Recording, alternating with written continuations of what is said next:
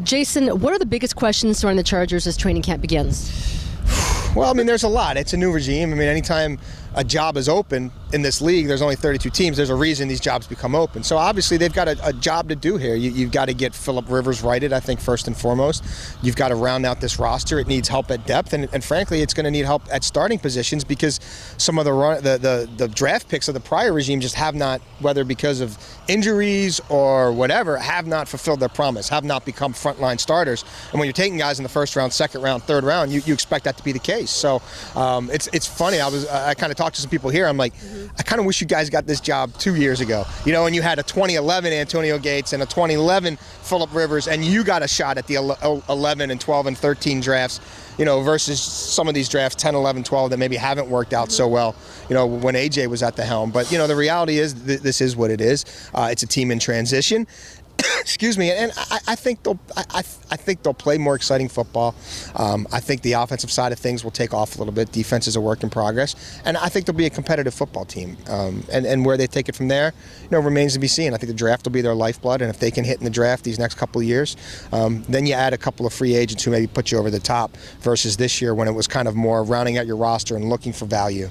Last year, one of the constant themes was a revolving offensive line between injuries at left tackle with Jared Gaither, and you had Tyron Green in and out. What do you think of what they did this year with adding King Dunlap? I mean, it can't be worse than last year. No. King Dunlap and Max Starks. Yeah, I mean, you've got, you know, and you've got Fluker obviously in the mix now, and that's the one who has to be paramount for them.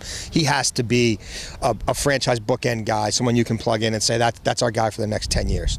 You know, Max is kind of at the end, but you know, he every year people would go into Pittsburgh's camp and say, can these guys hold it together? The offensive line isn't that good, and then they're playing in a Super Bowl or a championship game. So, you know, if Max can stay healthy and not be snake bit, I think there's some value there. I think, you know, King has flashed at times in his career, but he's another guy. You're going to get 16 weeks out of him at a high level. I don't know, but those are the kind of things they need to find out because you nailed it. I mean, that offensive line was a bit of a black hole, and they've got to get that righted, and they've got to figure out which of these guys are stopgaps and which of these guys we think maybe we can have for 3 or 5 years and have them be a part of this rebuilding program. But I don't think we can kid ourselves and say that one off season is going to make or break what's happening here. It's a little bit more of a job than that. I'm guessing most people are going to go ahead and pick the Denver Broncos to win the AFC West. In your opinion, what has to happen with this Chargers rosters for them to compete?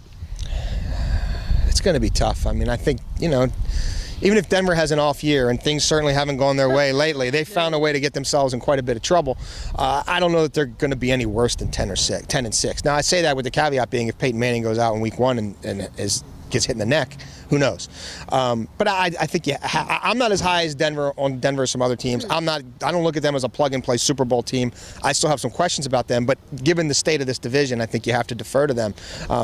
You know, I'm not quite as high on Kansas City as some other teams. I mean, I look at the Chargers and I think 7-9, 8-8, depending on the strength of the division. If Oakland's as bad as I think they're going to be, if Kansas City isn't this burgeoning juggernaut that some think they are, I don't. If Alex Smith has some adjustments to Andy Reid's system, if Alex Smith proves to be a manager and not a guy who wins you games, then I think the door is open there for the Chargers to be the second best team in this division. But I think you're going to have to do a lot of it offensively. I liked what I saw of Phillip today. I hate to talk about this because it's just started. Hey. But I just his mindset, his physical conditioning, you know, some of the things I think that McCoy will have him do will be good. They feel very good about Antonio Gates' health right now, and they feel like maybe he's not the guy he was 4 or 5 years ago, but he's not the guy he was a year or two ago. He's better than that. So healthy, you know, Antonio Gates without any of those fascia issues.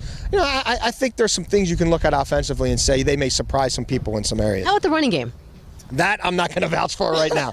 That's going to be a big work in progress. And if they can find a way to just keep you honest with it. You know, it's not going to be their fulcrum. It's not going to be who they're all about. I don't think Ryan Matthews is going to be a feature back in this league, at least based on what I've seen. And you talk to people, he's got a lot to prove in terms of durability, mindset, commitment, all those things. He's got to really, really want it, and he's got to really, really work for it, and he's got to have a little better luck and all those things. But if they can just find a way to be a team that grinds out, I mean, I'm not even going to say 4 carry, but 3.8 or 3.9, enough to keep you honest.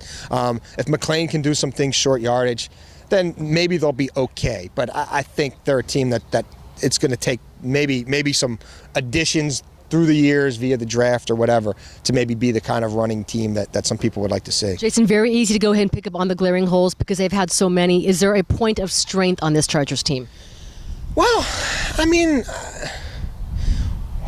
they still have Phillip Rivers. I mean, I think, look, I don't want to make this overly simple, but if he's a guy who was a perennial MVP candidate for years, then they're going to overcome a lot of things all of a sudden. If his accuracy is back where it has been in the past, if he's got a Gates in there for 16 weeks instead of play 1 week and take 2 snaps the next week and miss 2 weeks, if Ryan Matthews can just stay healthy, I'm not even saying be super effective, but just be a guy who's in there every play, who you can count on, who is sound and pass pro, and you just start breeding some continuity, then I think you overcome some things. Denario Alexander, there's a lot of talent there. If he could stay healthy, I mean, these are a lot of ifs, but I think if Phillip Rivers has what had been up until a couple years ago a quintessential Phillip Rivers season, then I don't think it's, again, out of the realm of possibility that this team is around 500 and, depending on the overall state of this division, on the outskirts of some playoff talk.